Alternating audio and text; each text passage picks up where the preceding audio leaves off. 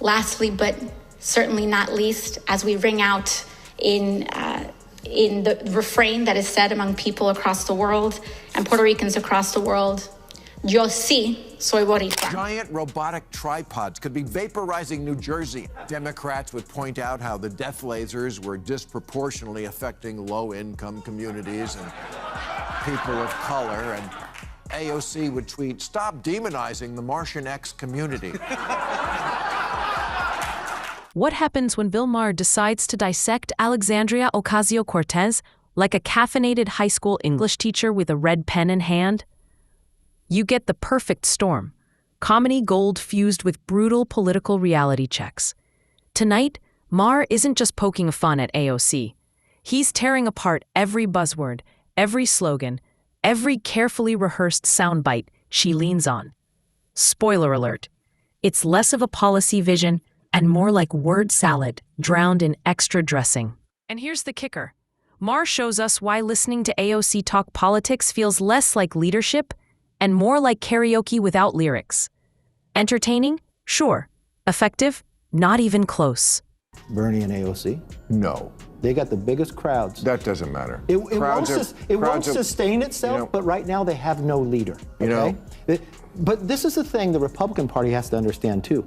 Both parties lost in the last. Before we dive deeper, don't forget to hit that subscribe button.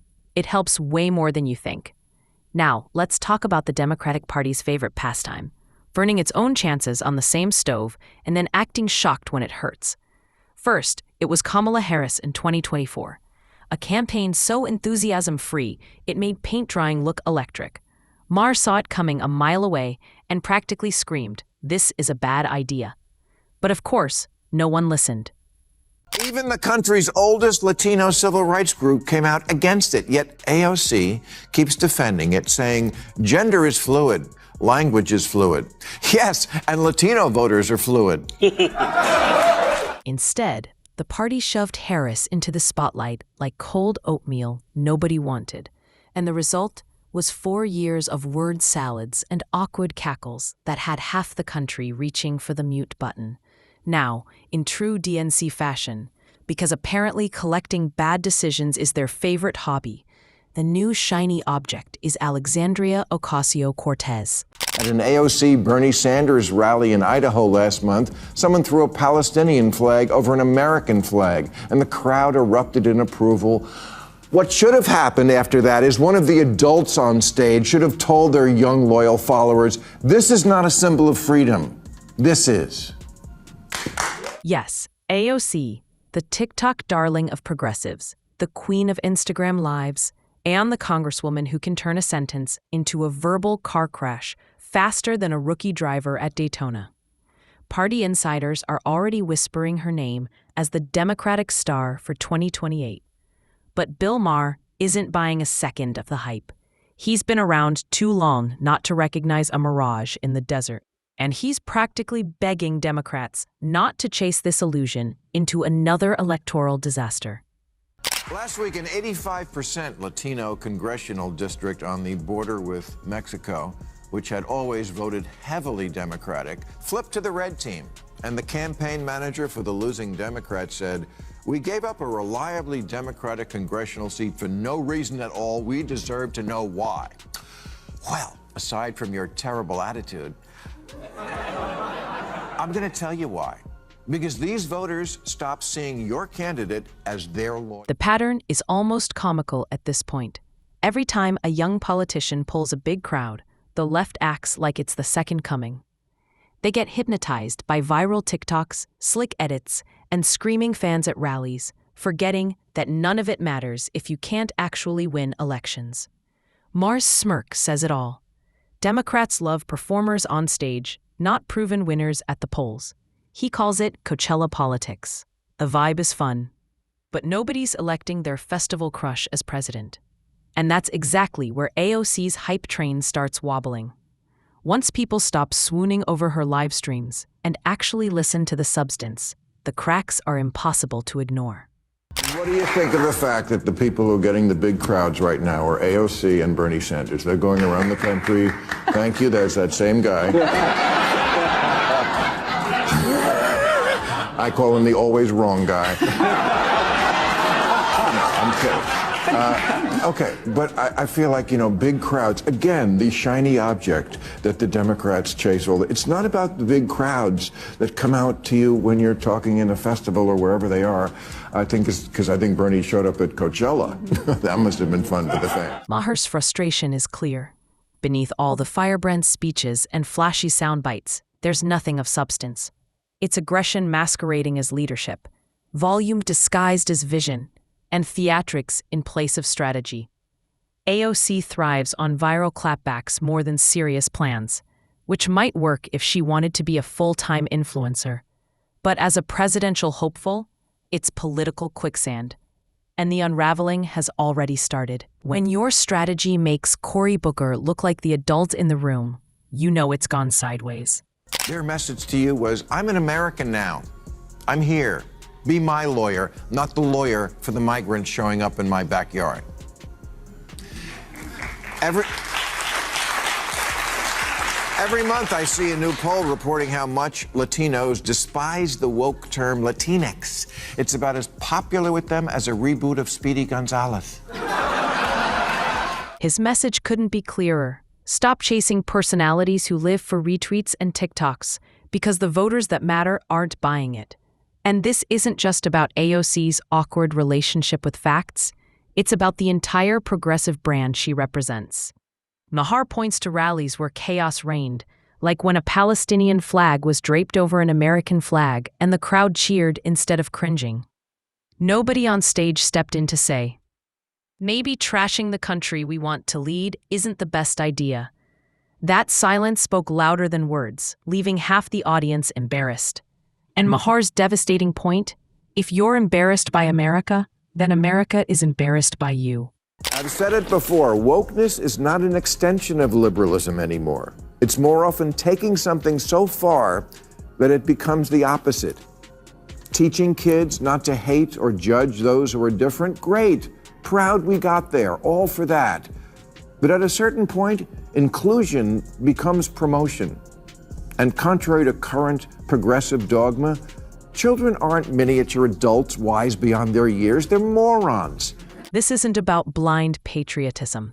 Criticizing your country is healthy, but building your whole platform on despising it, that's a political death wish. The irony is painful.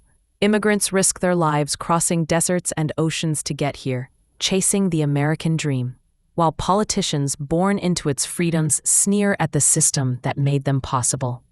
Then comes the anti-capitalism routine, where AOC and her allies treat socialism like a trendy diet, ignoring that every country that tried it ended up starving. Venezuela, Cuba, the Soviet Union. The history writes itself. Yet AOC's camp insists they've cracked the code. Maher sees it for what it is. Democrats aren't just fighting Trump, they're fighting reality itself. If the thought leaders in the Democratic Party keep encouraging and not rebuking the idea that America is cringe and the people who run Gaza are great, the Democrats are doomed. Alyssa Slotkin's right. Liberals are weak and woke, especially the white ones, and they indulge all sorts of nonsense from their kids. So talk to your children and remind them you don't really want to live like your heroes in Hamas. All the you do all day, it was all made. Here's the bigger problem: perspective. Progressives paint America as irredeemable, rolling their eyes at the flag, dismissing patriotism as bigotry, and sneering at anyone who openly loves their country. Meanwhile, ordinary people, especially immigrants, understand the difference between oppression and inconvenience. They know why people fight tooth and nail to come here, and they don't waste their days whining online about how terrible America is. That's why Maher's critique stings so much. It makes the progressive outrage machine look less righteous and more embarrassingly naive. But, I mean, there is a little, I understand a little, I told you so, from the people on the border. I mean, I'm from Texas. I actually think it's a little bit even worse than what you're saying, because not only were they saying, we're sanctuary cities, we provide housing to everyone, right. We'll guarantee health care and education, but definitely don't come here.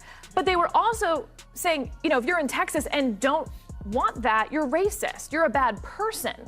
And now that they're having just the smallest fraction, there were 2 million border crossings last year.